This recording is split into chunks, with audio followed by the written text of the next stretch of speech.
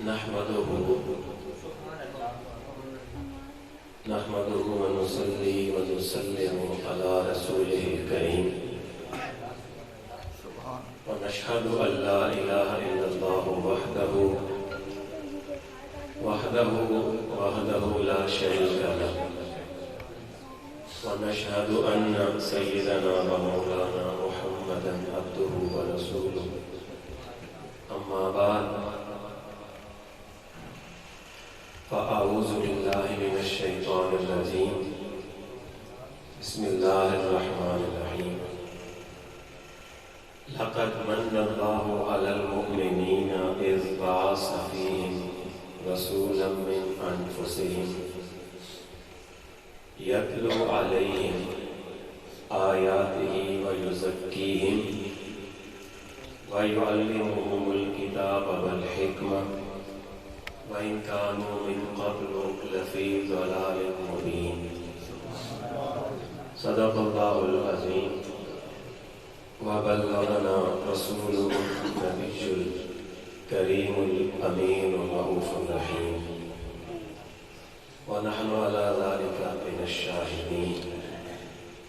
درود شریف پڑھیں تمام احباب. اللهم صل على سيدنا ونبينا مولانا محمد وعلى آل سيدنا ونبينا ومولانا محمد وبارك وسلم عليه. حمد و صلات کے بعد قابل احترام اسٹیج پر موجود علماء کرام، سادات اعظام، دامت فیوزہم العالیہ، اور آج کی اس بزم محبت میں تشریف لائے ہوئے میرے انتہائی محترم دینی اور یقینی دوستوں، بھائیوں اور بزرگوں، میں نے جو آیے مبارکہ تلاوت کی ہے اس کا تعلق سورہ آل عمران سے ہے، اور میں انشاءاللہ العزیز اسی کی روشنی میں چند باتیں عرض کرنا چاہوں گا. اللہ تعالیٰ نے ارشاد فرمایا کہ لَقَدْ مَنَّ اللَّهُ عَلَى الْمُؤْمِنِينَ، بے شک اللہ تعالیٰ نے مومنوں پر یہ احسان فرمایا ہے کہ اِذْ بَعَثَ فِيهِمْ رَسُولًا مِّنْ أَنفُسِهِمْ، کہ ان کے اندر انہی میں سے ایک عظمت اور شان والا رسول مبعوث فرمایا ہے. یتلو علیہم آیاتہ، وہ ان کے سامنے اس کی آیتوں کی تلاوت کرتا ہے. ویزکیہم، اور وہ انہیں پاک کرتا ہے. وَيُعَلِّمُهُمُ الْكِتَابَ وَالْحِكْمَةَ، اور وہ انہیں کتاب کی بھی تعلیم دیتا ہے اور حکمت کی بھی تعلیم دیتا ہے. وَإِنْ كَانُوا مِنْ قَبْلُ لَفِي ضَلَالٍ مُبِينٍ، اگرچہ یہ لوگ ان کے آنے سے پہلے کھلی گمراہی میں مبتلا تھے. برادران دین و ملت، میں لفظ من کے کچھ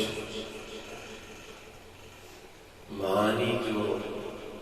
میں نے خود بھی اس مرتبہ مطالعہ کرتے ہوئے پڑھے،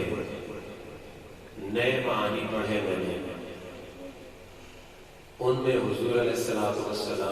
کی شان کے نئے جلوے سامنے آئے. دل چاہا، جی چاہا کہ آپ کو بھی وہ سنا دوں. آپ بھی حضور کے دیوانے ہیں، آپ بھی ان جلووں کی زیارت کر لیں. میں علامہ طبرسی کی مجموع بیان پڑھنا تھا اسی آیہ مبارکہ کے ضمن میں، تو انہوں نے لکھا کہ اصل المن القطع، من کی جو اصل ہے لفظ من، وہ کہتے ہیں اس کی اصل یہ ہے کہ القطع کاٹ دینا، ختم کر دینا۔ اور اس طرح وہ فرماتے ہیں کہ پھر حضور علیہ السلام کو اللہ تعالیٰ نے من کیوں کہا؟ میں اس لیے کہا کہ النعمہ لأنه يقطع بها عن الولی، حضور علیہ السلام کو اللہ نے من اس لیے کہا ہے کہ حضور ایک ایسی نعمت ہے جن کی وجہ سے اللہ نے انسانوں کی مصیبتوں کو کاٹ دیا ہے، ختم کر دیا ہے۔ اللہ نے انسانوں کی بلیات اور آفات اور آزمائشوں کو ختم کر دیا، اس لیے اللہ نے حضور کو صرف نعمت نہیں کہا یہ من ہے۔ جس طرح بنی اسرائیل تیہ کے ریگستان میں جب بھوکے ہوئے تو انہوں نے کہا کہ اے موسیٰ اپنے رب سے ہمارے لیے کھانا مانگیں، تو اللہ تعالیٰ نے موسیٰ علیہ السلام کی دعا کا صدقہ انہیں من اور سلوہ عطا کیا تھا۔ تو من مفسرین نے لکھا کہ جنت کی وہ نعمت تھی جو بظاہر تھوڑی سی نظر آتی تھی، لیکن جو کھاتا جاتا تھا اس کی بھوک ختم ہوتی جاتی تھی، بھوک مٹتی جاتی تھی۔ تو انسانیت کی بھوک کو اللہ نے حضور علیہ السلام کے وجود کے ساتھ مٹایا۔ حضور علیہ السلام کی برکت، آپ کی نسبت کے ساتھ اللہ نے ساری آزمائشوں کو ختم فرما دیا۔ میں اس موقع پر علامہ جلیل کی ایک بات سنا کر اپنی بات کو آگے مزید بڑھاؤں گا۔ ابو الخیر ابن جزری، یہ قول سبل الہدی میں علامہ یوسف الصالح شامی نے نقل کیا۔ وہ کہتے ہیں کہ من خواصہ انہ امام فی ذلک العام، کہ جو لوگ، جس علاقے کے لوگ رحمت عالم صلی اللہ علیہ وسلم کے میلاد کی خوشی کا اظہار کرنے کے لیے کوئی نہ کوئی اہتمام کر لیتے ہیں، تو اللہ تعالیٰ اس علاقے کے لوگوں پر وہ والا سال کوئی مصیبت نازل نہیں فرماتا۔ اللہ انہیں اس سال مصیبتوں سے امان عطا فرما دیتا ہے، آزمائشوں سے امان عطا فرما دیتا ہے۔ ویسے NCOC جو مرضی کہے اور دنیا کے عالمی شماریاتی ادارے جو بھی کہیں، محکمہ صحت جو بھی کہے کہ کورونا اضافہ ہو رہا ہے، اس کے علاج کے لیے یہ کر لو وہ کر لو، مجھے تو ایسے دکھائی دیتا ہے کہ حضور کے میلاد کی خوشیوں کا صدقہ یہ سال اور اس سے اگلا سال جو ہے اللہ ویسے ہی امان عطا فرما۔ اللہ تعالیٰ حضور پر درود پڑھنے والوں کو بلیات سے ویسے ہی محفوظ فرما دیتا ہے۔ ویسے میں آپ کو یہ بھی عرض کروں، آقا علیہ السلام پر درود شریف پڑھنے والا شخص ان کی ولادت کی خوشیوں میں کسی نہ کسی طرح کا اہتمام کرنے والا شخص، لوگ حیران ہو جاتے ہیں کہ وہ بڑی بڑی مصیبتوں میں پھنس بھی جائے تو اسے خود پتہ نہیں چلتا اللہ اس کے نکلنے کے راستے کیسے کیسے عطا فرما دیتا ہے۔ لقد من اللہ، اس لیے کہ اس نے من کے ساتھ اپنا رشتہ جوڑ دیا، اس نے اپنا تعلق من کے ساتھ، جنہیں اللہ نے من قرار دیا ان کے ساتھ اپنا رشتہ، اپنی نسبت کو مضبوط کیا ہے، اس لیے اللہ اس شخص کو آسانی عطا فرما دیتا ہے۔ ایک اور بات وہ کہتے ہیں کہ وَبُشْرَى عَاجِلَةً بِنَيْلِ الْبُغْيَ وَالْمَرَامِ، کہتے ہیں کہ جتنی جلدی میں نے میلاد کی وجہ سے دعائیں قبول ہوتی دیکھی ہیں، اتنی جلدی کسی اور عمل کی وجہ سے دعائیں قبول ہوتی نہیں دیکھی۔ کہتے ہیں کہ حضور کی ولادت کی خوشی منانے کے دوران اس خوشی کے اوپر بندہ جب اپنے لیے کوئی دعائیں مانگتا ہے تو وہ دعائیں بشرا عاجلہ، نہ صرف قبول ہوتی ہیں بلکہ بہت جلد اللہ ان دعاؤں کی وجہ سے خوشخبری عطا فرما دیتا۔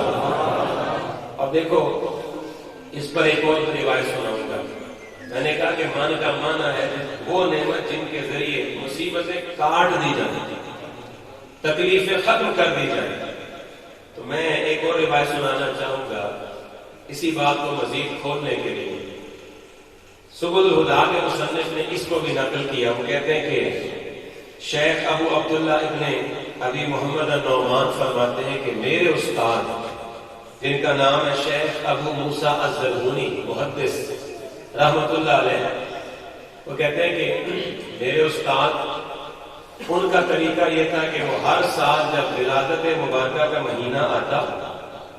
تو وہ بہت بڑی دعوت کا اہتمام کرتے اور ہر خاص و عام کو بلاتے، ہر ایک کو بلاتے اور بلا کر کے کھانا کھلاتے۔ وہ کہتے کہ یار بات یہ میں نے فقہاء کے بارے میں یہ پڑھا ہے، انہوں نے یہ لکھا ہے کہ یہ کام بڑا ثواب والا کام ہے، حضور کے آنے کی خوشی میں کسی کو کھانا کھلانا۔ ویسے تو میں عرض کروں کہ کھانا کھلانے کو تو حضور علیہ السلام نے افضل اسلام قرار دیا۔ آقا علیہ السلام سے پوچھا گیا تھا کہ افضل اسلام کیا ہے؟ اطعام الطعام و افشاء السلام، یہ دو ہی کام ہیں جو انسان کے اسلام کو فضیلت والا بنا دیتے ہیں۔ بندے کا دل کھلا ہو، دسترخوان وسیع ہو اور بندہ ہر ایک کو سلام کرتا ہو، دعائیں دیتا ہو۔ تو انہوں نے کہا کہ میں فقہاء کی باتوں کو پڑھنے کے بعد ہر سال یہ اہتمام کرتا ہوں، لیکن ایک سال ایسا ہوا، کہتے ہیں کہ میں سوچنے لگ گیا، میرے ذہن میں یہ سوال پیدا ہوا کہ یہ جو کام میں کرتا ہوں یہ کام ٹھیک ہے یا نہیں؟ فقہاء نے تو لکھ دیا اور میں نے فقہاء کی یہ باتیں پڑھ کر میں اس پہ عمل نہیں کرتا ہوں، میں بہت بڑی دعوت کرتا ہوں ہر سال، کیا یہ ٹھیک ہے یا نہیں؟ کہنے لگے میں بڑا مضطرب رہا، بڑا بے قرار رہا، الجھا رہا اس سوال کے اندر، غور کرتا رہا۔ کہتے ہیں کہ ایک دن اسی سوال کے جواب میں غور کرتے کرتے مجھے نیند آ گئی، میں سو گیا لیکن اللہ نے میرے نصیب کو جگا دیا کہ اس رات نیند میں خواب میں آقا حضور علیہ السلام نے اپنی زیارت کا جلوہ عطا فرما دیا۔ مصطفیٰ کریم علیہ السلام کی زیارت ہو گئی، آپ کا دیدار ہو گیا۔ تو میں نے کہتے ہیں یا رسول اللہ، میں نے حضور علیہ السلام کی خدمت میں یہ سوال رکھا، یا رسول اللہ یہ جو میں ہر سال اتنی بڑی دعوت کا اہتمام کرتا ہوں، آپ کی ولادت کی خوشی کا اظہار کرتا ہوں، یا رسول اللہ یہ میں ٹھیک کام کرتا ہوں؟ تو سنیں، رحمت عالم صلی اللہ علیہ وسلم نے فرمایا، اے ذرہونی من فرح بنا فرحنا بہ، جو ہماری خوشیوں میں شامل ہو جاتا ہے ہم اس کی خوشیوں میں شامل ہو جاتے ہیں، جو ہماری خوشی مناتا ہے ہم اس کی خوشی مناتے ہیں۔ اب میں آپ سے پوچھتا ہوں، جس کی خوشی میں رحمت عالم صلی اللہ علیہ وسلم تشریف لے آئے، جس کی خوشی میں حضور شامل ہو جائے، اس کی خوشی کو کس کی نظر لگ سکتی ہے؟ اس کی خوشی کبھی کم نہیں ہو سکتی، اس کی خوشی میں کبھی بے برکتی نہیں ہو سکتی ہے۔ اس کی ایک خوشی کو اللہ ایک نہیں کئی چاند لگا دیتا ہے اور اس کی خوشی اس کی آخری سانس تک جاری رہتی ہے۔ میرے دوستو، آپ اپنے بیٹے کی شادی کریں، اس میں آپ دعوت ولیمہ میں آپ جناب شہر کے کمشنر کو بلائیں اور وہ آ جائے، تو آپ تنتنے کے ساتھ اپنا سینہ چوڑا کر کے چلتے ہیں مہمانوں کے سامنے کہ جناب میرے گھر میں کمشنر صاحب آئے ہیں، آپ اپنے بیٹے کا عقیقہ کریں اور دعوت دیں آپ جناب والا وزیر اعلیٰ پنجاب کو، اور وہ آ بھی جائیں تو آپ علاقے کے لوگوں کے سامنے جناب ناز اور نخرے کے ساتھ چلتے ہیں اور کہتے ہیں جناب میرے گھر وزیر اعلیٰ پنجاب آیا ہے۔ اور آپ کے گھر اگر آپ کی کسی خوشی میں شریک ہونے کے لیے صدر پاکستان آ جائیں تو آپ پھولے نہیں سماتے، آپ کے پاؤں زمین پہ نہیں لگ رہے ہوتے، آپ کو سمجھ نہیں آ رہی ہوتی، اتنی خوشی ہوتی ہے آپ کو، آپ ہر ایک کو بتا رہے ہوتے ہیں جناب صدر صاحب میرے گھر میں آئے ہیں۔ رحمت عالم صلی اللہ علیہ وسلم نے ارشاد فرمایا، میرے غلام، میرے دیوانے، تو غم نہ کر، تیرے گھر تیرے بیٹے کی خوشی میں، تیری بیٹی کی خوشی میں، تیری خوشی میں اگر کمشنر نہ آیا تو کوئی بات نہیں ہے، پریشان کیوں ہے؟ اگر وزیر اعلیٰ نہیں آیا تو کوئی بات نہیں ہے، صدر پاکستان نہیں آیا تو کوئی بات نہیں ہے، تو میرا دیوانہ ہے، تیرے گھر میں آ جاؤں گا، تیرے گھر میں تشریف لے آؤں گا، تیرے بیٹے کی شادی کی خوشی ہوگی میں آؤں گا، تیری بچی کی شادی کی خوشی ہوگی میں آؤں گا، تیری خوشی ہوگی میں آؤں گا۔ اس لیے کہ جب ربیع الاول آتا تھا تو میری خوشیاں مناتا تھا، اب تیری خوشیاں آئیں گی تو میں تیرے گھر آ جاؤں گا۔ اور جس میں حضور تشریف لے آئے، جس گھر میں حضور علیہ السلام تشریف لے آئے، اس گھر کی ساری مصیبتیں کاٹ دی جاتی ہیں، ختم کر دی جاتی ہیں، پھر اس گھر کے اندر رحمتیں ہی رحمتیں بڑھتی ہیں، نعمتیں ہی نعمتیں تقسیم ہوتی ہیں، پھر اس گھر کے بڑے سے لے کر بچے تک ہر ایک کو اللہ بلیات سے بھی محفوظ فرما دیتا ہے، آفتوں سے بھی محفوظ فرما دیتا ہے۔ لقد من اللہ، من وہ نعمت ہے جو مصیبتوں کو کاٹ دے۔ حضور جس کے گھر آ جائے اس کے گھر کو اللہ مصیبتوں سے دور کر دیتا ہے۔ ویسے میں ایک بات عرض کر کے آگے بڑھوں گا، سنیں۔ اگر تصور کرو آپ کے گھر رحمت عالم صلی اللہ علیہ وسلم تشریف لے آئے اور اس کے لیے کوئی غم نہ کرو، دولت کی ضرورت نہیں کہ آپ کہیں گے یا رسول اللہ میرے پاس اتنی دولت نہیں ہے، میں آپ کی مہمان نوازی کیسے کروں گا؟ دولت کی حضور محتاج نہیں ہے، حضور دولت دیکھ کر نہیں آتے ہیں، آتے ہیں تو دولت دے کر جاتے ہیں، دولت دیکھ کر آتے نہیں، لیکن آتے ہیں تو پھر محروم چھوڑتے نہیں۔ اور جناب یہ کام نہ کرنا کہ میرے پاس تو کوئی بہت بڑا عہدہ نہیں ہے، بہت بڑا منصب نہیں ہے، اس لیے کہ حضور عہدے دیکھ کر بھی نہیں آتے، لیکن جب آتے ہیں تو پھر عہدے دے کر جاتے ہیں۔ حضور علیہ السلام کے آنے پر یہ غم نہ کرنا کہ میرا گھر چھوٹا سا ہے، میری کٹیا چھوٹی سی ہے، میری جھونپڑی چھوٹی سی ہے، آقا کے شان کے مناسب نہیں ہے، آقا کی عظمتیں تو بہت بلند ہیں، عرش معلیٰ سے بھی زیادہ آپ کی رفعتیں ہیں، میرا تو چھوٹا سا گھر ہے۔ حضور نے اپنے چھوٹے سے گھر میں آپ کو کیسے دعوت دوں؟ میرے مصطفیٰ کریم فرماتے ہیں تو اپنے چھوٹے گھر کو نہ دیکھ، یہ دیکھ میرے گھر کون آ رہا ہے، جب ہم آ جائیں گے تو پھر تیرا گھر چھوٹا گھر نہیں رہے گا، پھر ہمارے قدموں کی برکت سے، قدوم میمنت نواز کی برکت سے پھر یہ چھوٹا گھر نہیں رہے گا، پھر آسمان کے فرشتے تیرے گھر میں اتریں گے، تیرے گھر کی وجہ سے نہیں اتریں گے، میرے آنے کی وجہ سے اتریں گے۔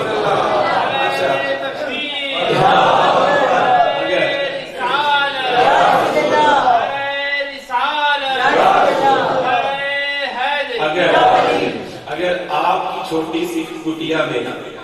آپ کے چھوٹے سے گھر میں حضور کرنا رکھ دینا تو آپ کا گھر اتنا اونچا ہو جاتا ہے کہ آسمان سے فرشتے اس گھر کی زیارت کرنے آ جاتے ہیں، تو اندازہ کرو پھر آمنہ کے اس حجرے کا کیا مقام ہوگا جس حجرے میں محمد عربی نے طلوع اجلال فرمایا، جس حجرے میں مصطفیٰ کریم کا میلاد ہوا، جس میں آپ پیدا ہوئے، پھر اس حجرے کا کیا مقام ہوگا؟ ام ایمن فرماتی ہے جس وقت حضور پیدا ہوئے تو میں اچانک صحن کے اندر نکلی، تو میں صحن سے گھبرا کر اچانک واپس حجرے کے اندر چلی گئی، تو میں نے بی بی پاک سے عرض کیا ہے بی بی آمنہ میں ڈر کے باہر سے اندر اس لیے آئی ہوں کہ ستارے ہمارے گھر کی چھت کے بالکل قریب آ چکے تھے، مجھے خطرہ پیدا ہوا یقین علیہ کہیں میرے اوپر ہی نہ گر جائے۔ بی بی آمنہ پاک فرمانے لگی ام ایمن وہ ستارے تجھ پر گرنے نہیں آئے، وہ مصطفیٰ کو دیکھنے آئے ہوئے ہیں، مصطفیٰ کی زیارت کرنے آئے ہیں کہ مصطفیٰ کا آج میلاد ہوا ہے، ان کی ولادت ہوئی ہے، آج انہیں چاند بھی کر رہا ہے، آج انہیں ستارے بھی دیکھ رہے ہیں، آج پوری کائنات میں حجرہ آمنہ کی طرف رخ کیا ہوا ہے، اس لیے کہ ساری کائنات حجرہ آمنہ کے اندر اس کو دیکھ رہی ہے جن کی وجہ سے ساری کائنات کو پیدا کیا گیا ہے۔ لقد من اللہ علی المؤمنین، تو میں نے کہا حضور آپ کے گھر آ جائیں گے، آپ ولادت کی خوشیاں منائیں۔ اور ادھر سنو، بابا فرید رحمۃ اللہ علیہ گندے شکر پاک بدن شریف جس جگہ آپ ذکر کرتے تھے نا، جس حجرے میں آپ فرماتے ہیں اسی حجرے میں آقا نے ایک دن کرم فرمایا، آقا کریم اسی میرے حجرے میں تشریف لے آئے، جہاں بیٹھ کے میں مراقبے کرتا تھا، جہاں بیٹھ کے میں اللہ کا ذکر کرتا تھا، حضور اس جگہ آ گئے، اور جس دروازے سے حضور گزر کر آئے تو بابا فرید رحمۃ اللہ علیہ فرماتے ہیں مجھے حضور نے فرمایا جاتے جاتے فرید آج تجھے بھی دے کے جاؤں گا، قیامت تک جو تیرے پاس آ کر دعائیں کرے گا اس کو بھی دے کے جاؤں گا۔ یا رسول اللہ کیا دے کے جائیں گے؟ فرمایا فرید غم نہ کر، تیرے ساتھ نسبت رکھنے والوں کو آج بہت کچھ دے رہا ہوں۔ کہا حضور کیا دے رہے ہیں؟ فرمایا جس دروازے سے آج میں گزر کر تیرے حجرے میں آیا ہوں، قیامت تک جو اس دروازے سے گزرے گا اللہ اسے دوزخ میں داخل نہیں فرمائے گا، اللہ رب العالمین اسے جنت میں داخل فرما دے گا۔ سونے حضور کو جس دروازے سے گزر جائے اس دروازے کی وجہ سے اللہ جنتی بنا دیتا ہے۔ جس گھر میں آ جائے اس گھر کے اندر رحمتیں آ جاتی ہے۔ آپ مجھے خود بتاؤ جس کے دل میں حضور آ جائے تو اس کو اللہ کتنا نوازتا ہوگا۔ اچھا قیامت تک جتنے بھی مستری دروازے بنانے والے ہیں، لکڑی کا کام کرنے والے ہیں، بڑے بڑے ماہر اسفان کے، وہ دروازے بناتے ہیں، نقش و نگار والے، کہ مستری اتنے خوبصورت دروازے بناتے ہیں کہ ان کا فن دیکھنے کے لیے دور دور سے لوگ آتے ہیں، یہ بہت بڑا اچھا دروازہ بناتے ہیں۔ لیکن میرے دوستوں، بڑے سے بڑا مستری، بڑے سے بڑا فن کا ماہر، اس کو یہ کہو نا کہ تو بڑے اچھے دروازے بنا سکتا ہے، ذرا بابا فرید کے بہشتی دروازے جیسا دروازہ تو بنا کے دکھا دیں۔ وہ کہے گا جناب میں فن کا ماہر ہوں، میں نقش و نگار کا ماہر ہوں، لیکن میں اس دروازے جیسا دروازہ نہیں بنا سکتا۔ جی کیوں نہیں بنا سکتا؟ وہ کہنے لگا نقش و نگار میں بنا سکتا ہوں لیکن اس دروازے جیسا اس لیے نہیں کہ اس دروازے کی نسبت مصطفیٰ کریم کے ساتھ ہو چکی ہے، اور جس کی نسبت حضور کے ساتھ ہو جائے اس دروازے کا مقابلہ کوئی دروازہ نہیں کر سکتا ہے۔ اس دروازے جیسا دروازہ دنیا میں بن ہی نہیں سکتا ہے۔ اچھا اب میری بات سنیں انور شاہ جی اور رضا صاحب، قاضی احسان صاحب، کہ سنو اگر بہشتی دروازے سے حضور گزر جائے، اس کے ساتھ حضور کی صرف نسبت کیا ہوئی کہ آپ کے قدم وہاں لگے، تو قدموں کی نسبت سے دروازہ ایسا بے مثال ہوا کہ کوئی دروازہ آج اس کا مقابلہ نہیں کر سکتا۔ تو دروازے کو حضور کے قدموں کی صرف نسبت حاصل ہے۔ مجھے بتاؤ پھر اس فاطمہ کا مقابلہ کون کر سکتا ہے جن کو ایک نسبت نہیں کئی نسبتیں حاصل ہیں، جن کی رگوں میں خون ہی مصطفیٰ کا ہے؟ اور پھر اس علی کا مقام کیا ہوگا جس علی کو حضور نے یہ فرما دیا تھا لحموں کا لحمی جسموں کا جسمی، علی تیرا گوشت میرا گوشت ہے، تیرا جسم میرا جسم ہے، تیرا خون میرا خون ہے۔ اس کا مطلب یہ ہوا اگر دروازے سے حضور گزر جائیں اس جیسا دروازہ کوئی نہیں ہو سکتا، تو ماننا پڑے گا پھر فاطمہ جیسی کسی کی بیٹی نہیں ہو سکتی ہے، علی جیسا پھر کوئی نہیں ہو سکتا، اس لیے کہ ان کو تو کئی نسبتیں حاصل ہیں۔ اچھا سنو ایک اور بات میں آپ کی خدمت میں عرض کرنے لگا ہوں کہ حضور دروازے سے گزر جائیں تو اس دروازے سے جو قیامت کا گزرے گا اللہ اس کی مصیبتوں کو کاٹتا جائے گا، ختم کرتا جائے گا، اور اس دروازے کا مقابلہ نہیں کرے۔ امام مالک رحمۃ اللہ علیہ فرماتے ہیں کہ رسول اللہ صلی اللہ علیہ وسلم کا جسم پاک اس وقت جس خاک کے ساتھ مس ہو رہا ہے، جس خاک کے ساتھ مدینہ منورہ میں حضور علیہ السلام کا جسم مبارک اس وقت مس ہو رہا ہے، امام مالک فرماتے ہیں کہ وہ خاک وہ مٹی اللہ تعالیٰ نے عرش معلیٰ سے زیادہ اس کو فضیلت عطا فرمائی ہے، اس لیے کہ اس کے ساتھ حضور علیہ السلام کا جسم پاک مس ہو رہا ہے۔ اچھا پھر حضور علیہ السلام نے کیا فرمایا اس خاک کے بارے میں؟ میرے مصطفیٰ کریم نے فرمایا تھا کہ جس مدینہ کے اندر میں نے قدم رکھے ہیں پہلے اس کا نام تھا یثرب، اور یثرب کے بارے میں دو باتیں مشہور تھیں، ایک یہ کہ یہ کانٹوں کی زمین ہے، سنگریزوں کی زمین ہے، دوسرا یہ مشہور تھا کہ جو اس جگہ آتا ہے وہ بیمار ہو جاتا ہے، اس کو بخار ہو جاتا ہے۔ میرے مصطفیٰ کریم نے فرمایا جب ہجرت کر کے مدینہ پہنچے نا تو آپ نے لوگوں کو بلا کر کے فرمایا تھا کہ سنو پہلے تمہارے شہر میں جو آتا تھا اسے بخار ہوتا تھا، آج کے بعد اللہ نے مدینہ کو بخار والا نہیں چھوڑا، بخار سارے مدینہ سے نکال کے پھینک دیے، ختم کر دیے، اب جو بھی آئے گا خدا اس کو مدینہ کی مٹی کی وجہ سے شفا عطا فرمائے گا حضور کے وجود سے۔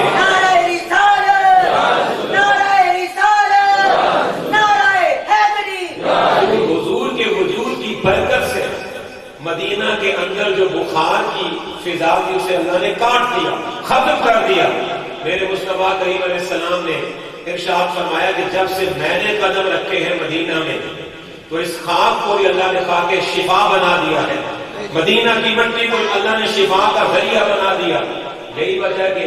حضور علیہ السلام نے ارشاد فرمایا کہ جب میرے شہر میں آیا کرو نا مدینہ میں، تو مدینہ میں جب آندھی چلے ہوا چلے تو گرد سے بچنے کے لیے، گرد و غبار سے بچنے کے لیے لوگ کیا کرتے ہیں، اپنا ہاتھ آگے رکھ لیتے ہیں یا جناب امامے کے ساتھ اپنا چہرہ چھپا لیتے ہیں کہ مٹی جو ہے وہ میرے منہ میں نہ چلی جائے، میں اپنے آپ کو بچا لوں۔ میرے مصطفیٰ کریم نے فرمایا باقی ہر شہر کے گرد و غبار سے اپنے آپ کو بچا سکتے ہو، لیکن میرے شہر میں آؤ تو اپنا ہاتھ منہ پہ نہ رکھا کرو، اس لیے کہ جو خاک ہوا کے ذریعے تمہارے جسم میں پہنچے گی وہ خاک بیماریوں والی نہیں ہے، وہ خاک کھا کے شفا ہوگی۔ اللہ تعالیٰ تمہیں شفا عطا فرمائے گا۔ اور میں آپ سے پوچھتا ہوں مصطفیٰ کی نسبت جس خاک سے ہو جائے وہ خاک شفا دے دیتی ہے، تو خود مصطفیٰ کے اپنے وجود پاک کا عالم کیا ہوگا، اپنے وجود پاک کا عالم کیا ہوگا۔ لقد من اللہ علی المؤمنین۔ تو میں نے کہا امام مالک فرماتے ہیں جس خاک کے ساتھ حضور علیہ السلام کا وجود پاک اس وقت مس ہو رہا ہے اس کو اللہ نے عرش معلیٰ سے بھی زیادہ فضیلت دی ہے۔ اچھا یہ جو خاک ہے اس کو بھی حضور علیہ السلام کی ذات کے ساتھ جو نسبت حاصل ہے وہ کون سی ہے؟ اندرونی نسبت حاصل نہیں، بیرونی نسبت حاصل ہے۔ خاک باہر سے حضور کے وجود کے ساتھ لگ رہی ہے تو وہ اتنی اونچی ہو گئی کہ جناب عرش معلیٰ سے بھی زیادہ اس کی فضیلت ہے۔ تو پھر فاطمہ کی فضیلت کیسے ماپو گے؟ ان کے اندر خون ہی مصطفیٰ کا دوڑ رہا ہے۔ اگر وہ خاک عرش افضل ہے تو پھر فاطمہ کے بارے میں کیا خیال ہے؟ اللہ نے انہیں کتنی فضیلتیں عطا کی ہوں گی۔ سونے ہو اس خاک کو بھی پاک مانتے ہیں جس کے حضور کا جسم لگا ہوا ہے۔ اگر وہ خاک حضور کے جسم کی نسبت سے پاک ہے تو پھر فاطمہ کے پاک ہونے میں کیا شک ہے؟ ان کو اللہ نے خون مصطفیٰ کا عطا کیا ہوا ہے۔ لقد من اللہ علی المؤمنین۔ جناب حضور ایسی نعمت ہے جن کی برکت سے اللہ مصیبتیں دور کرتا ہے، بیماریاں دور کرتا ہے، تکلیفیں دور کرتا ہے۔ اب آئیں اختصار کے ساتھ دوسرا معنی عرض کروں گا مان کا۔ ایک معنی تو میں نے یہ عرض کیا، دوسرا معنی راغب اصفہانی لکھتے ہیں کہ ما یوزن بہ، مان کا دوسرا معنی یہ ہوتا ہے وہ پتھر جس کے ساتھ چیزوں کا وزن کیا جاتا ہے۔ جیسے ہوتے ہیں نا ترازو، تو ترازو کے دو پلڑے ہوتے ہیں، تو ایک پلڑے میں آپ اس چیز کو رکھتے ہیں جس کا آپ نے وزن کرنا ہے، اور ایک پلڑے میں آپ وزن کا باٹ اور وزن کا پتھر رکھتے ہیں، وہ 1 سیر کا یا 2 سیر کا یا 4 سیر کا یا 5 سیر کا، وہ ایک وزن کا جو پتھر ہوتا ہے اس کو عربی میں من کہا جاتا ہے۔ اب دلچسپ بات یہ ہے کہ وہ جو وزن کا پتھر ہوتا ہے اس کے ساتھ چیزوں کا وزن تو معلوم ہو جاتا ہے،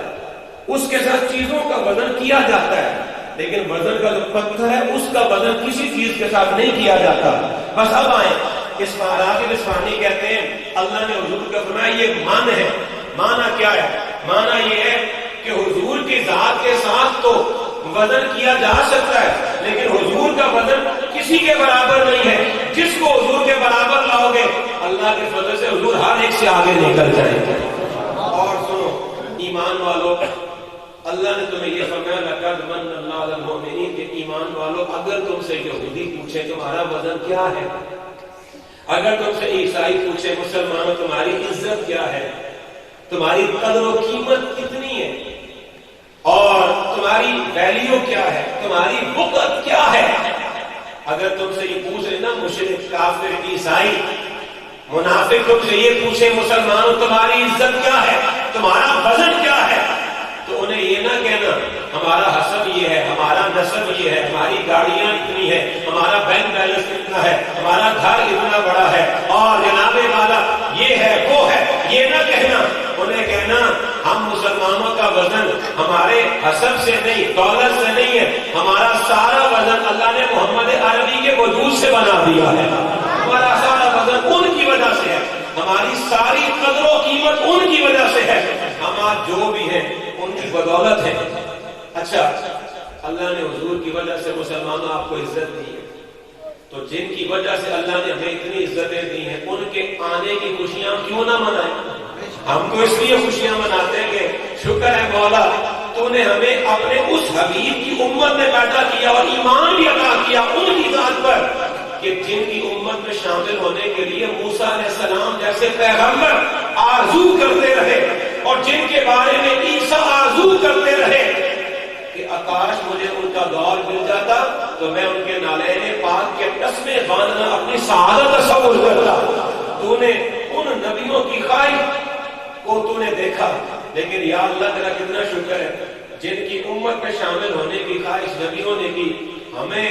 تو نے ان کی امت میں پیدا فرما دیا۔ ہمارے اندر تو کوئی کمال نہیں، لقد من اللہ علی المؤمنین، ہمارا سارا وزن حضور کی ذات کے ساتھ۔ آؤ ایک بات سنو، مومن کا وزن حضور کی وجہ سے کتنا زیادہ ہو گیا، مومن کی عزت میں حضور علیہ السلام کی وجہ سے کتنا اضافہ ہو چکا ہے، مومنوں کا وزن کتنا بڑھ چکا ہے۔ سنو ایک حدیث، حضور علیہ السلام خانہ کعبہ کا طواف کر رہے تھے اور طواف کرنے کے بعد آپ نے خانہ کعبہ کو دیکھا، اور حضور کا ویسے بھی معمول مبارک تھا کہ آپ کعبہ کو دیکھتے تھے، اور آپ کعبے کو پتہ کیوں دیکھتے تھے؟ اس لیے کہ حضور اسلام خود فرماتے ہیں کہ کعبے کو دیکھو، اس کو دیکھنا بھی عبادت ہے، اس کو دیکھو، اس کو دیکھنا بھی عبادت ہے۔ اچھا، تو ایک روایت اور مجھے یاد آئی، میں پہلے آپ سے یہ پوچھنا چاہوں گا، کعبے کے اندر اللہ رہتا تو نہیں، لیکن اس کو پھر بھی دیکھو تو اس کو دیکھنا عبادت ہے۔ اچھا، کعبے کے جو پتھر ہیں ان پتھروں میں ایسی خاص بات کیا ہے کہ ان پتھروں سے کعبے کی تعمیر ہوئی، تو انہیں پتھروں کی زیارت کرو تو عبادت کا ثواب ہوتا ہے؟ کیا ان پتھروں کی نسبت کیا ہے؟ سونے ان کی نسبت یہ ہے کہ اللہ نے ابراہیم سے محبت کی اور ابراہیم اور اسماعیل دونوں سے پیار کیا۔ اللہ نے حکم دیا ابراہیم اسماعیل دونوں مل کر کعبہ تعمیر کرو، تو ابراہیم کے ہاتھ اور اسماعیل کے ہاتھ لگے ہیں ان پتھروں کے ساتھ۔ اسماعیل پکڑاتے تھے اور ابراہیم لگاتے جاتے تھے۔ رب نے فرمایا قیامت تک جتنے حاجی ہیں آؤ اور اس کعبے کی اینٹوں کو دیکھو، پتھروں کو دیکھو، اس لیے دیکھو کہ جب تمہیں یاد آئے گا نا یہ پتھر پکڑائے کون رہا تھا، لگا کون رہا تھا، پکڑائے تھے اسماعیل نے، لگائے تھے ابراہیم نے، تمہیں یاد ابراہیم کی بھی آئے گی، یاد اسماعیل کی بھی آئے گی، اور یاد ان کی آئے گی، عبادت میری ہوتی جائے گی۔ گویا ان پتھروں کو دیکھو گے تو ابراہیم اسماعیل کی یاد آئے گی تو میری عبادت۔ اس کا مطلب یہ ہے کہ کعبے کے ساتھ اللہ کے برگزیدہ اور محبوب نبیوں کی نسبت جڑ گئی، اس لیے اس کو دیکھنا عبادت ہے۔ اب یہ بات سننے کے بعد سنو حضور علیہ الصلوۃ والسلام کی حدیث، ابو بکر صدیق رضی اللہ تعالیٰ عنہ، حضور علیہ السلام کے صحابی خلیفہ راشد اول ابو بکر صدیق رضی اللہ تعالیٰ عنہ، جس محفل میں مولا علی کرم اللہ وجہ الکریم بیٹھے ہوتے ہیں، سیدنا صدیق اکبر رضی اللہ تعالیٰ عنہ مولا علی کا چہرہ ٹک ٹکی باندھ کر تسلسل کے ساتھ لگاتار مولا علی کا چہرہ دیکھتے رہتے ہیں، اور چونکہ ابو بکر صدیق گھر کے آدمی تھے، حضور کے سسر تھے، گھر میں آنا جانا رہتا تھا، تو بی بی عائشہ بھی دیکھتی تھی کہ میرے بابا علی کو بہت دیکھتے ہیں، بہت دیکھتے ہیں۔ ابن کثیر نے اس کو نقل کیا، تو ایک دن انہوں نے پوچھ لیا، انہوں نے کہا بابا جان میں آپ کو ملاحظہ کرتی ہوں، تجربہ کیا میں نے، آپ بہت زیادہ علی کا چہرہ دیکھتے رہتے ہیں، نظر ہٹاتے نہیں ان کے چہرے سے، تو اس کی وجہ کیا ہے، اس میں راز کیا ہے؟ تو اس وقت ابو بکر صدیق نے کہا کہ میں کیوں نہ علی کا چہرہ دیکھا کروں، ان کانوں سے سنا اور اس دل میں میں نے محفوظ کیا ان لفظوں کو جو حضور کے یاقوتی لبوں سے نکلے تھے کہ میرے آقا نے فرمایا تھا النظر علی وجہ علی عبادت، علی کا چہرہ دیکھنا عبادت ہے، علی کا چہرہ اس لیے دیکھتا ہوں۔ اب میں نے آپ سے کہا تھا کعبے کو دیکھنا کیوں عبادت، اس لیے کہ کعبے کی اینٹوں، کعبے کے پتھروں کی نسبت ابراہیم اور اسماعیل کے ساتھ ہے، تو اس لیے آپ نے فرمایا اینٹیں یہ دیکھو گے، یاد ابراہیم کی آئے گی، یاد اسماعیل کی آئے گی، عبادت میری ہو جائے گی۔ حضور نے فرمایا کعبے کو دیکھو ابراہیم یاد آئے گا، کعبے کو دیکھو اسماعیل یاد آئے گا، اور علی کو دیکھو تو میں مصطفیٰ یاد ہوں گا، علی کو دیکھو تو فاطمہ کا تصور آئے گا، علی کو دیکھو حسن و حسین یاد آئیں گے۔ اس علی میں اللہ نے بڑی نسبتیں جمع کر دی ہیں، اس لیے میں نے کہہ دیا چہرہ علی کا دیکھتے جاؤ گے نسبتوں کا نور ملتا جائے گا، اور نام اعمال میں اللہ ثواب نازل فرماتا جائے گا۔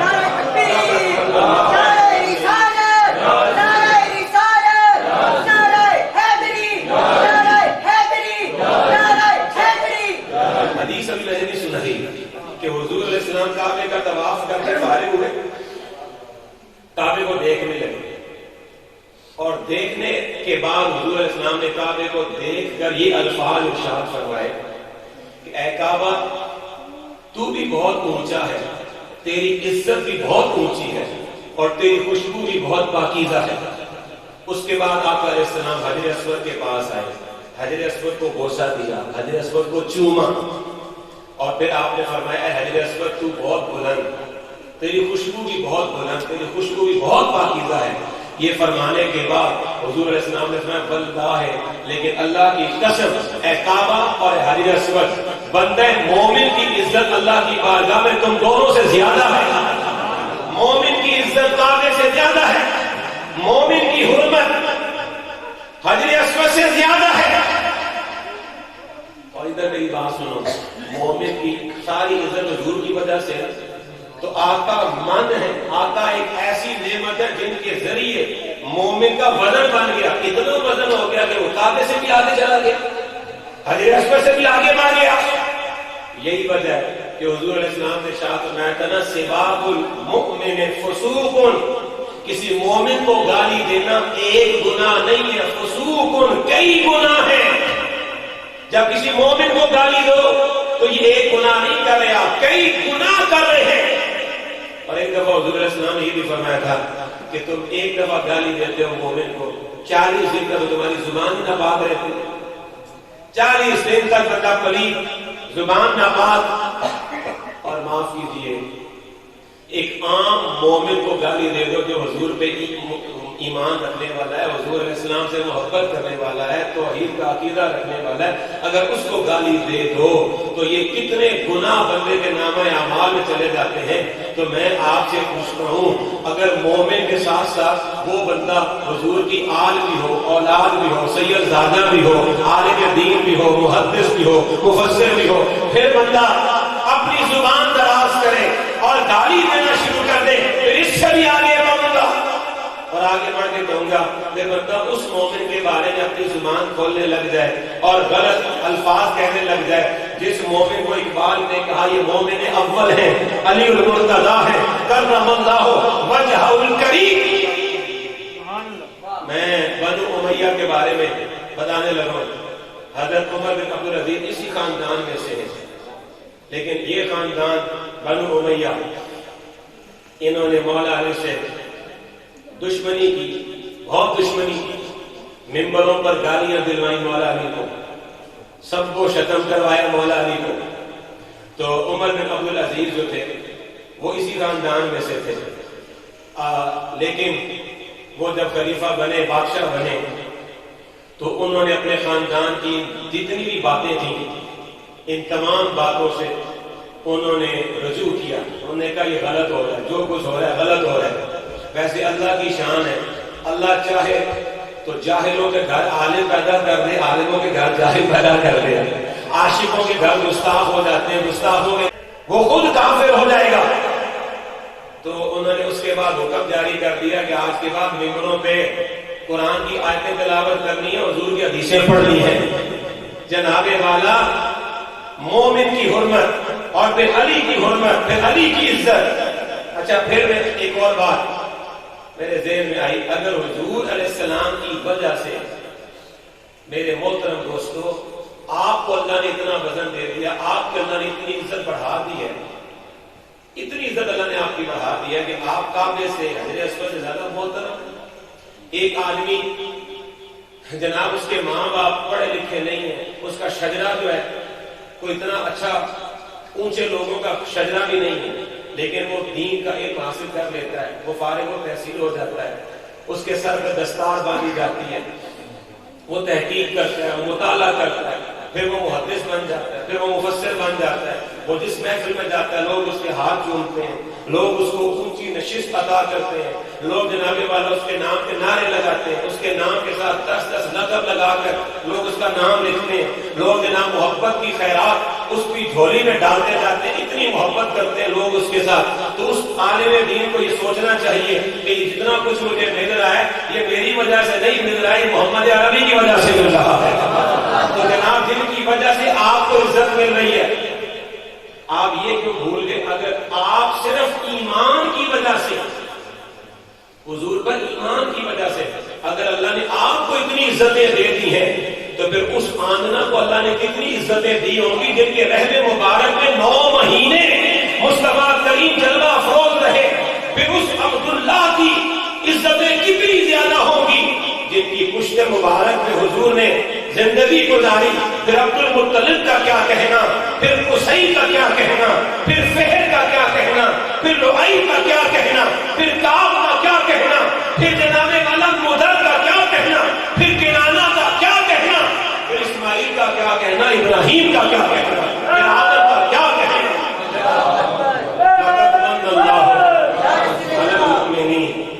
اچھا، میں نے کہا کہ من وزن کا پتھر، اور وزن کے پتھر کے ساتھ چیزوں کا وزن کیا جا سکتا ہے، لیکن وزن کا جو پتھر ہوتا ہے اس کا وزن کسی اور چیز کے ساتھ نہیں ہوتا، اس کا کسی اور کے ساتھ وزن نہیں ہو سکتا۔ اس پر بھی ایک خطبہ سنانے لگوں گا۔ خطبہ بھی پتہ کس کا سنانے لگوں؟ آپ لوگوں کی طبیعت خوش ہو جائے گی۔ خطبہ کسی اور کا نہیں سنانے لگا۔ روح البیان کے اندر علامہ اسماعیل حقی رحمۃ اللہ علیہ نے من کا معنی بیان کیا یہی بات کہ جی جس کے ساتھ وزن کیا جائے، تو انہوں نے آگے بطور مثال وضاحت کرتے ہوئے جناب ابو طالب کا خطبہ پیش کر دیا۔ جناب ابو طالب کا وہ خطبہ انہوں نے لکھا جو خطبہ انہوں نے حضور علیہ السلام کے نکاح کے موقع پر ارشاد فرمایا تھا۔ اچھا، یہ باتیں کیونکہ اس وقت میرا عنوان یہ نہیں ہے، لیکن میں ضمن ایک بات کر کے چلوں۔ میرے استاد مفکر اسلام پیر و مرشد مفسر قرآن علامہ سید حسین شاہ صاحب رضی علی ایک عرصہ آپ کے پاس یہاں پہ شاہ صاحب آتے رہے، اور کوئی مسجد یہاں پہ میرے خیال میں ایسی نہیں جب شاہ جی نے درس نہ دیا ہو۔ جناب ابو القیوم ناصر صاحب گواہ ہیں، یہ اس دور کے سپاہی ہیں شاہ صاحب۔ ہم تو اس وقت طفل مکتب تھے جب یہ شاہ صاحب کے ساتھ شانہ بشانہ انہوں نے تحریری کام کیے۔ سنو تو میرے شاہ صاحب فرماتے ہیں کہ تم بھی اپنے بیٹے کا نکاح اگر کروانا ہو نا، یا بیٹی کا نکاح کروانا ہو، تو چن کے مولانا بلا کے لے کے آتے ہیں، چن کے بڑا مولانا، بڑے اچھے بزرگ بلا کے لاتے ہیں۔ میرے پتر کا نکاح، میری بیٹی کا نکاح ہے، تو بہت بڑے بزرگ آئے تھی، وہ نکاح پڑھے، اس لیے کہ بڑا بزرگ ہوگا، نیک ہوگا، عالم ہوگا، تو بیٹے کا نکاح پڑھائے گا، برکت پڑے گی، شادی اچھی ہوگی، نبھ جائے گی۔ تو سوڑیو آپ اپنے بیٹے بیٹی کا نکاح پڑھانے کے لیے، خطبہ دلانے کے لیے چن کے مولانا لے کے آتے ہو، تو اللہ نے بھی حضور کا نکاح کا خطبہ دینے کے لیے چن کے ابو طالب کو منتخب کیا۔ تو اس ابو طالب کے بارے میں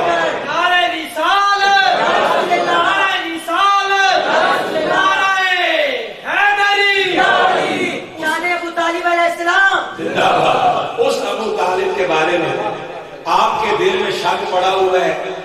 جناب پتہ نہیں ایمان تھا کہ نہیں تھا۔ اصل میں آپ کو اپنے دل کا جائزہ لے لینا چاہیے۔ حضور کی نسبت اگر خاک کو بلند کر سکتی ہے، حضور کی نسبت اگر دروازے کو بلند کر سکتی ہے، حضور کی نسبت شہروں کو بلند کر سکتی ہے، مصطفیٰ کی نسبت آپ کو بلند کر سکتی ہے، مصطفیٰ کی نسبت آپ کے گھروں کو بلند کر سکتی ہے، تو کیا مصطفیٰ کی نسبت ابو طالب کے گھرانے کو بلند نہیں کر سکتی ہے؟ یہ کیسے ہو سکتا ہے؟ تو جناب ابو طالب نے خطبہ کیا دیا تھا؟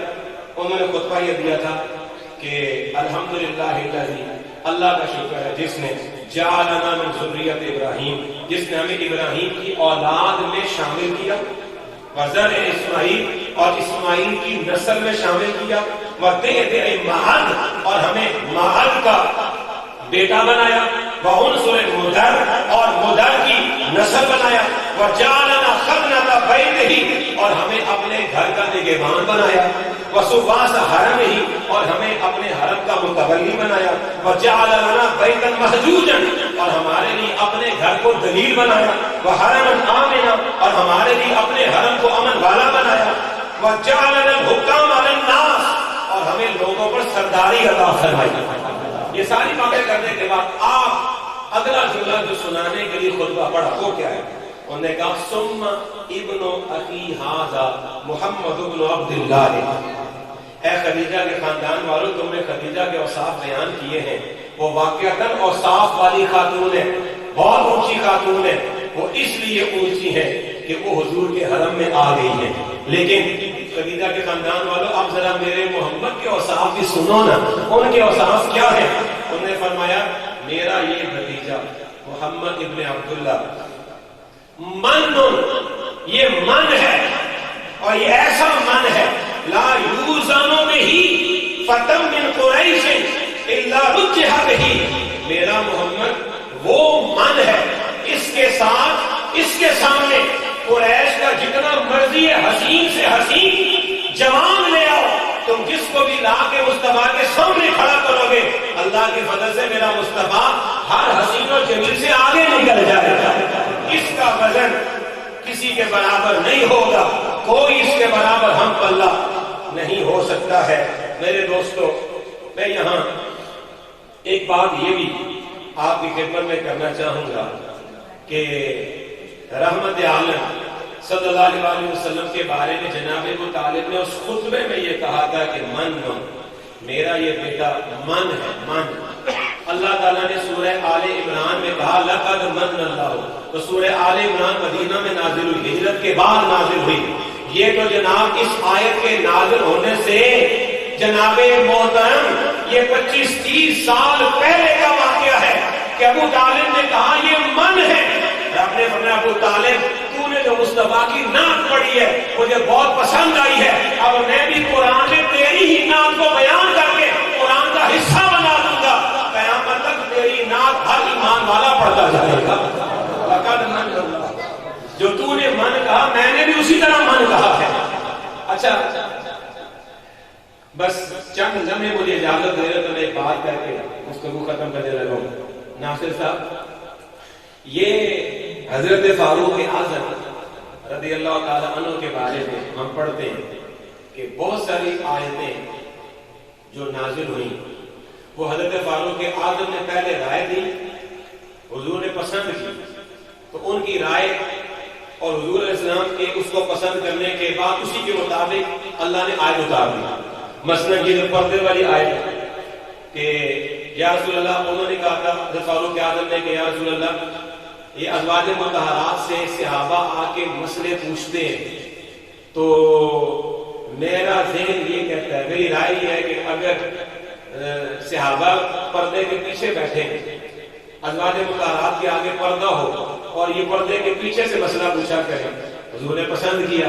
ادھر انہوں نے رائے دی، حضور نے پسند کیا، ساتھ ہی جبریل کو اللہ نے بھیج دیا سورہ احزاب کی آیتیں دے کر جاؤ جا کر کے میرے محبوب کے سینے پہ آیتیں نازل کر دو، وَقَرْنَ فِي بُيُوتِكُنَّ وَلَا تَبَرَّجْنَ تَبَرُّجَ الْجَاهِلِيَّةِ الْأُولَىٰ، اور وہیں پہ فرمایا إِنَّمَا يُرِيدُ اللَّهُ لِيُذْهِبَ عَنكُمُ الرِّجْسَ أَهْلَ الْبَيْتِ، یہ گھرانے والے ہیں، اہل بیت ہیں۔ پردے کی آیت نازل ہوگی نا، اب سنو، رائے کس کی تھی؟ عمر کی، اس کے مطابق اللہ نے آیت اتار دی۔ تو آج تک ہم حضرت فاروق اعظم کی جب فضیلت بیان کرتے ہیں تو فضیلت بیان کر کے ہم کہتے ہیں کہ ان کی کتنی فضیلت ہے، وہ ایک رائے دیتے تھے، اس کے مطابق آیت نازل ہو جاتی تھی۔ تو میرے دوستو ادھر بھی جناب ابو طالب نے حضور کی نعت پڑھ کے کہا من، اللہ نے اسی کے مطابق آیت نازل فرما کے بتا دیا کہ ابو طالب کی نعت تو میں خدا بھی سن رہا ہوں۔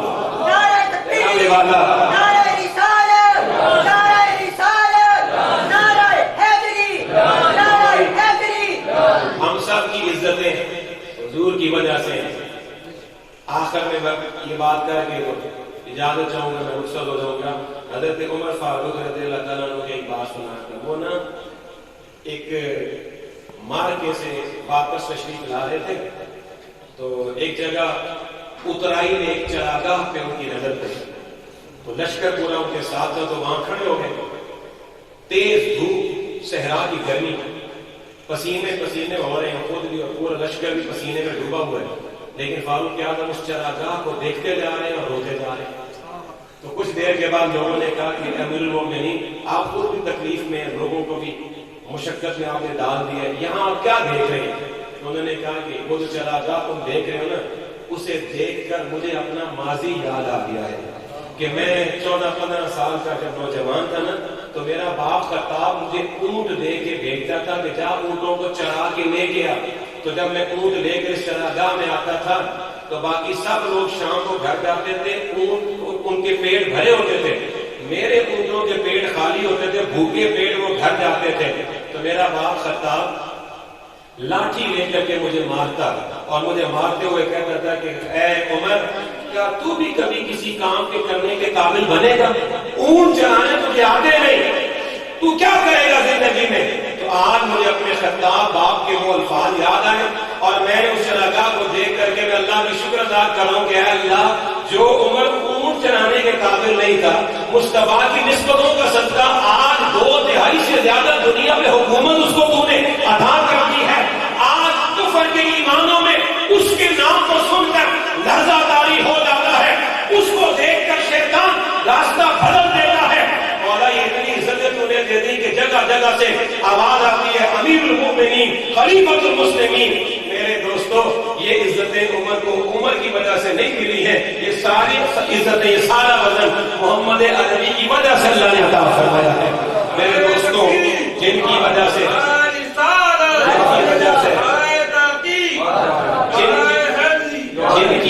سے اللہ نے ایمان والوں کو عزتیں دی ہیں، میں یہ کہوں گا ان کے آنے پر کیوں نہ خوش ہوں؟ ہمیں تو وزن ملا، ہمیں تو عزت ملی، ہمیں بلندی ملی۔ اور یورپ میں جو حضور علیہ السلام کی شان میں گستاخیاں ہو رہی ہیں، گستاخانہ خاکے شائع کیے جا رہے ہیں، آپ تجزیہ کریں کیوں کرتے ہیں؟ آج نہیں کر رہے، پہلے بھی کرتے رہے، اس سے پہلے بھی کرتے رہے۔ آپ تجزیہ کریں، انالیسس کریں اپنا۔ میرے استاد مفکر اسلام پیر سید شاہ صفوت ذل العالی آپ فرماتے ہیں میرا بیٹا، میرا تجزیہ یہ ہے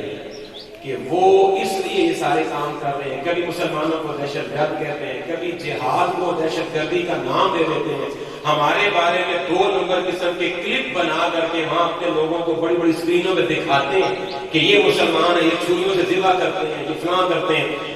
یہ کیوں دکھاتے ہیں؟ شاہ صاحب فرماتے ہیں اصل میں مسئلہ یہ ہے کہ وہاں بہت تیزی سے کنورژن شروع ہے، امریکہ، انگلینڈ، یورپ میں بہت تیزی سے لوگ مسلمان ہو رہے ہیں اور وہ پریشان ہیں، حکومتیں پریشان ہیں ان کی، ہم کہاں جائیں، کیا کریں؟ اس راستے میں ہم رکاوٹ کیسے ڈالیں؟ تو انہوں نے رکاوٹ ڈالنے کے لیے یہ کام شروع کیا۔ میرے شاہ صاحب فرماتے ہیں لیکن انہیں پتا ہونا چاہیے محمد عربی خوشبو ہے اور خوشبو کو کبھی روکا نہیں جا سکتا ہے، محمد عربی نور ہے اور نور کے آگے کبھی بند نہیں باندھا جا سکتا ہے۔ نور کو ادھر سے روکو گے ادھر سے تقسیم ہو جائے گا، ادھر رکاوٹ ڈالو گے ادھر سے پھٹنا شروع ہو جائے گا۔ یاد رکھو، نور اور خوشبو کبھی ختم نہیں ہوتے، کبھی محدود نہیں ہوتے، کبھی قید نہیں کیے جا سکتے۔ میرے آقا نے فرمایا تھا قیامت اس وقت تک قائم ہوگی نہیں جب تک میرے صحابہ ہر جھونپڑی میں، ہر محل میں میرا دین داخل نہ ہو جائے، ہر جگہ اسلام داخل ہوگا۔ اللہ مجھے اور آپ کو عمل کی توفیق عطا فرمائے، آمین بجاہ سید المرسلین، وآخر دعوانا ان الحمد للہ رب العالمین۔